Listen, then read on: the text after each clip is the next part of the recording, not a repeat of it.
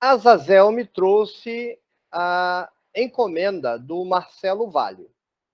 Azazel não estava de boa vontade, não. Azazel falou assim para mim: Necromante, o Marcelo Vale acha que você é enciclopédia. Ele faz 3 perguntas, cada uma dá um curso. E aqui é respostinha. Falei, Azazel, as pessoas são assim, você dá a mão quer o pé. Tem que ter paciência com as pessoas. As pessoas às vezes têm problema.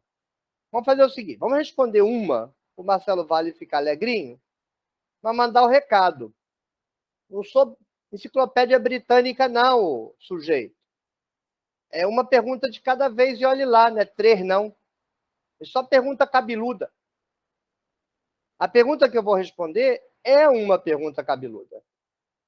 E eu só me sinto em condições de responder porque é o meu trabalho de pós-doutorado.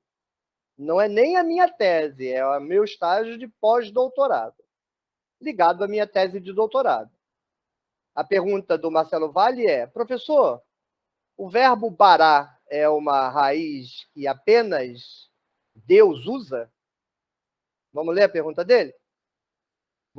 Eu não vou projetar, eu só vou ler para você, tá? Marcelo Vale disse assim: professor, tenho perguntas. O Azazel já me mandou a real, Marcelo Vale. Sobre o verbo bará, em relação ao ato criador de Gênesis, este só é utilizado quando refere-se a Deus? Sei que não existe criação do nada na Bíblia hebraica, mas é argumento usado pelos cristãos. As outras perguntas eu nem vou ler, Marcelo. Fica para o futuro, se futuro houver. Mas essa eu vou responder. O verbo bará, em relação ao ato criador, é utilizado quando refere só a Deus? Boa pergunta. É uma pergunta.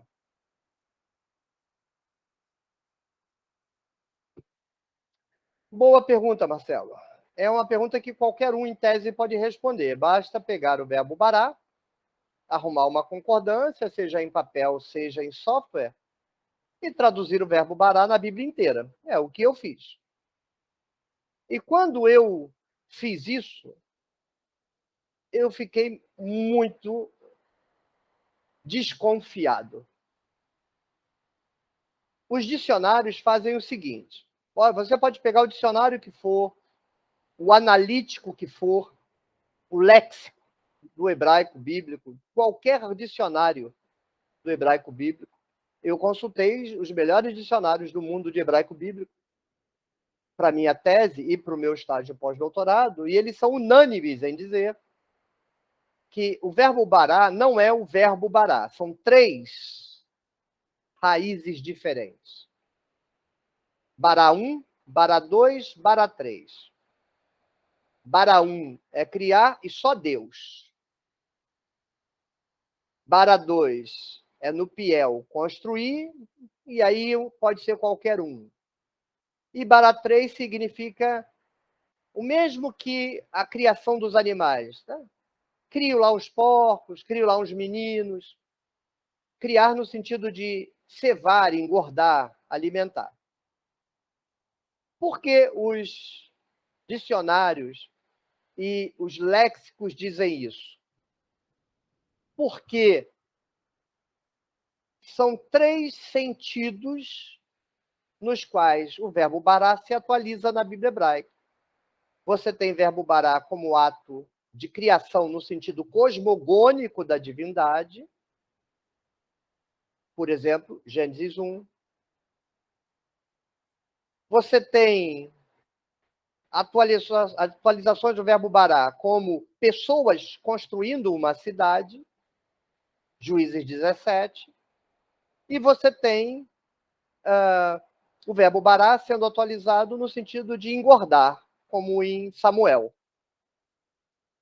Mas eu, olhando as atualizações, eu desconfiei. Eu já sei que os dicionários hebraicos são controlados ideologicamente. Os comentários exegéticos, até as introduções ao Antigo Testamento, como eu mostrei num vídeo recente da introdução ao Antigo Testamento do Tsenger, que no contexto de falar de abordagem do autor e abordagem do leitor, ele me mete um Deus uno e único na narrativa, duplamente um constrangimento de minha parte. E vou fazer pelo menos três citações aqui. Primeiro, leia Salmo 2, do verso 13 ao 19. Lá, o salmista, desesperado porque Jerusalém está destruída, ele diz para Yahvé que já deu. Yahvé, já deu. Está na hora de você reconstruir Jerusalém. Então ele faz uma série de argumentos para convencer Yahvé a reconstruir Jerusalém. E aí, então ele diz assim: quando o Senhor reconstruir Jerusalém, o povo criado, o verbo bará, vai te louvar. Uai, a criação do povo não tem nada a ver com a reconstrução de Jerusalém, tem? Ou tem? Tem. A criação de Gênesis 1 é a criação de Jerusalém. Está lá no Salmo 102. Vai lá e leia. A Bíblia de Jerusalém ficou tão constrangida que ela bota o povo recriado. Acredite, vá lá e leia. Com teus olhos de ver. Vá lá e leia. Ou seja, o verbo criar é usado para a organização do povo em torno do templo de Jerusalém. Você não acha que vai brotar povo do chão, né? Jerusalém é construída e brota gente? Não, Jerusalém é reconstruída, o povo volta da Babilônia, volta a construir uma nação. Porque criar na Bíblia hebraica significa três coisas: construir a cidade, botar um rei e botar a população. Então, o argumento do salmista é esse: se eu reconstruir Jerusalém, o povo será criado. Verbo bará de Gênesis 1, que os teólogos ficam aí dizendo que é só Deus e é criado nada. Pelo amor de Deus. Outro argumento, Isaías 65, 18 e 19, leia lá. Yahvé diz com todas as letras: vocês não devem ficar tristes com as coisas que aconteceram, com as coisas passadas, ou seja, a destruição de Jerusalém. Eu vou criar novo céu, eu vou criar nova terra, porque eu sou o Criador. Eis que eu crio Jerusalém, verbo bará, alegria, e o povo dela, júbilo. Os tradutores desesperados, porque não entendem o que estão traduzindo: eis que eu crio em Jerusalém uma alegria. Outros: eis que eu crio para Jerusalém uma alegria. Está errada a tradução. Tem até o sinal do objeto direto antes de Jerusalém. Eis que eu crio. Quem cria, cria alguma coisa. O que está sendo criado? Jerusalém. Mas aí alguém poderia dizer: continua sendo Yahvé. Ele vai fingir que a teologia da criação que está na cabeça dele acabou de empurrá-lo. Porque criar na Bíblia é criar Jerusalém e é criar o povo de Jerusalém. Mas em Isaías 17, o texto ainda é mais extraordinário. Nossa, eu lembro quando eu estava fazendo a pesquisa do meu doutorado e eu descobri esse texto e eu ficava igual uma criança com um brinquedo novo. E é assim: Josué faz o sorteio das tribos, cabe a Efraim as montanhas. Aí Efraim: gostei não. Por quê, Efraim? Lá embaixo tem um exército dos cananeus, vai me matar. E lá em cima só tem árvore. Onde que eu vou morar? Micudo porque recebeu uma porcaria de uma herança, né? Aí Josué diz para eles assim: é o que te coube. Faça o seguinte: suba as montanhas, bará para você um território, verbo bará. Bará para você um território e mora no território que você fizer. Aí quando eu descobri isso, eu falei: os dicionários estão querendo me enrolar. Primeiro que, mesmo quando é cal, não é criado nada. E fora outros. Porque aí eu não vou ficar citando todas as ocorrências aqui, alguém vai lá e leia a minha tese. Leia Homo Faber, que está tudo lá. Eu falei: só tem um jeito. Quando eu defendi minha tese de doutorado, aí, exegeta, eu respeito muito o Ludovico Garmos, da Vozes. Ludovico, se você está aí, receba meus respeitos, minhas considerações, minha admiração pelo seu trabalho. Na banca, o Ludovico falou assim: Oswaldo, se a sua tese estiver correta, os dicionários estão errados. Eu não sei, com pureza d'alma, Ludovico, se você estiver me ouvindo, eu não sei se ele falou isso com sinceridade ou era uma ironia. É muita petulância de sua parte, Oswaldo, querer que a sua tese esteja correta e os dicionários errados. Mas como eu não ouço as coisas e as deixo para lá, eu ouvi o que o Ludovico Garmos me disse, eu falei, bem, eu preciso decidir isso. Porque se a minha tese está correta, os dicionários estão errados. Vamos atrás. Fui atrás. Recebi o convite para fazer a pesquisa na Alemanha, que eu escrevi. Eu escrevi para o Gerstenberger. Se esse vídeo chegar aos ouvidos do Gerstenberger, Erhard Gerstenberger, trabalhou no Brasil há muito tempo. Eu era recém-chegado aqui no Espírito Santo, onde hoje eu vivo. E aí terminei minha tese de doutorado, mandei uma carta para o Gerstenberg, expliquei a minha tese, expliquei a questão, expliquei a minha desconfiança. O Gerstenberg foi a Marburg, conversou com o pessoal de Marburg, José Maria, alguma coisa, não me recordo o nome da pessoa, me perdoe. Eles aceitaram me receber para fazer essa pesquisa lá, me mandaram a carta, eu tenho essa carta guardada até hoje. E aí eu era recém-chegado na faculdade, onde eu trabalho, e, óbvio, eu não podia ser dispensado. Aí eu avisei que eu não poderia ir, e eu acho que ficaram um pouquinho aborrecidos. Aí eu falei, eu não posso pesquisar na Alemanha porque eu tenho que pôr comida na mesa. Então, o que eu farei? Vou me virar. Com pureza d'alma, eu fui para o Google Books. Baixei os léxicos, os dicionários do século XVIII e do século XIX. Alemão, latim, italiano. E encontrei os originais do Gesenius, tanto o dicionário quanto o léxico do Gesenius, original. Hoje você pode comprar o Gesenius, tanto o léxico quanto o dicionário. O verbo bará do dicionário do Gesenius que você comprar não é o verbete do Gesenius. Foi alterado. Não acredite em mim, não. Pegue, vá lá no Google e baixe, como eu fiz. Quando eu olhei o verbete bará de 1824, de Gesenius, só tem uma única raiz, não existe nada de 3 raízes. O verbo bará significa cortar, não é criar, é cortar, mas num sentido muito específico, que é, você tem uma árvore, aí você vai lá, corta um galho porque você quer usar o galho, não é isso. Você tem uma árvore, aí você começa a desbastar ela para dar o formato de uma pessoa, esculpir. Então, o verbo barar em hebraico significa desbastar uma forma para dar uma forma à pedra. De fato, foi achado um fragmento arqueológico com uma série de profissões. E uma das profissões é escultor, e é construído com o verbo bará. Aí ele diz, então, assim, o verbo bará é cortar, no sentido de dar forma, esculpir. Então, por extensão, criar. Por extensão, fazer engordar. Porque dá formato, né? Fazer a pessoa engordar, ter músculo, ter gordura, etc. O único verbete.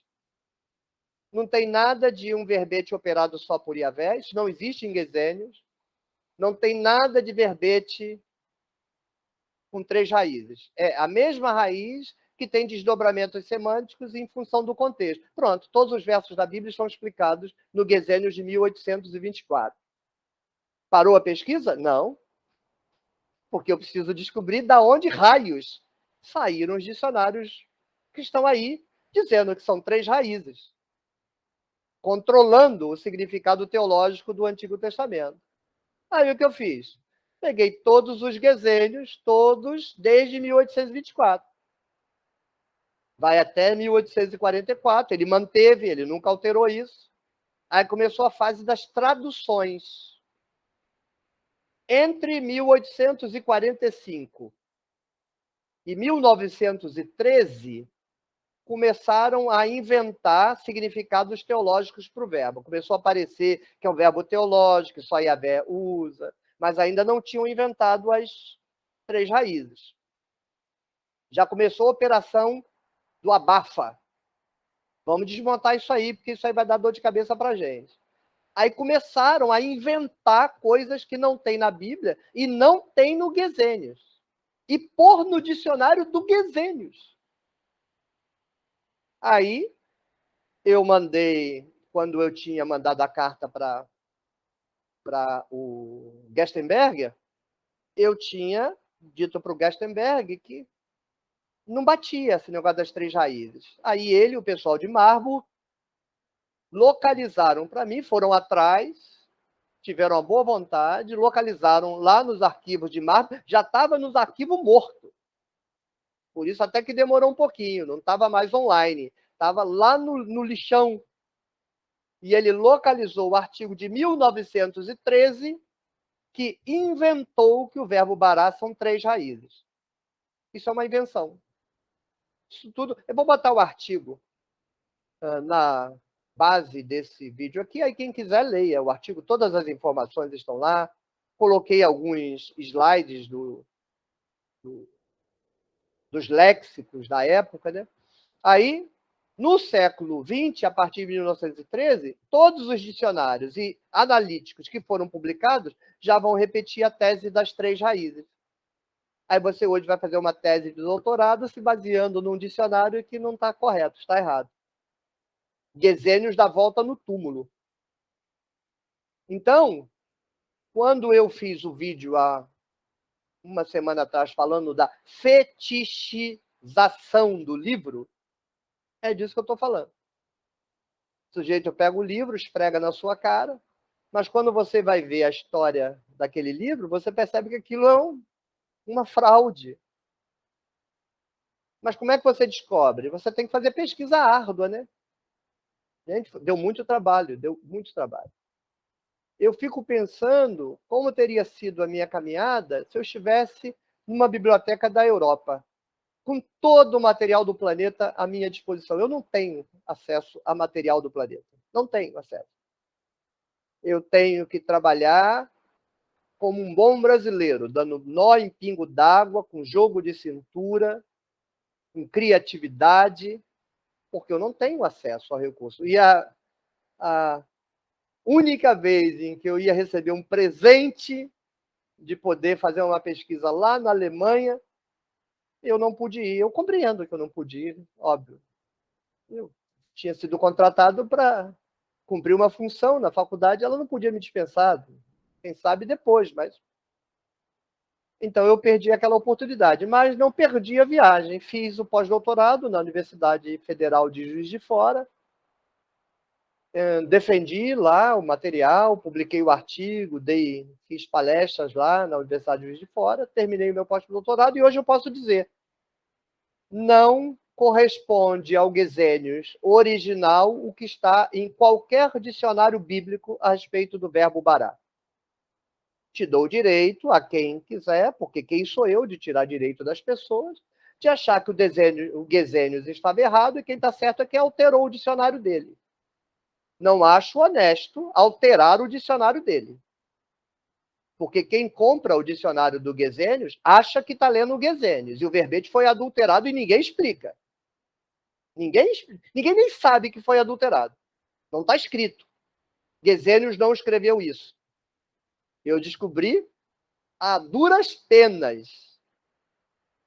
Mas eu não dou o direito disso não ser informado às pessoas. Né? E quando eu leio a Bíblia, eu não encontro o que os teólogos dizem. Os teólogos estão totalmente errados sobre o verbo bará e sobre a doutrina da criação na Bíblia. Integralmente. Não há nada na teologia da criação, da teologia cristã, que tenha fundamento bíblico. Mas eu faço a ressalva.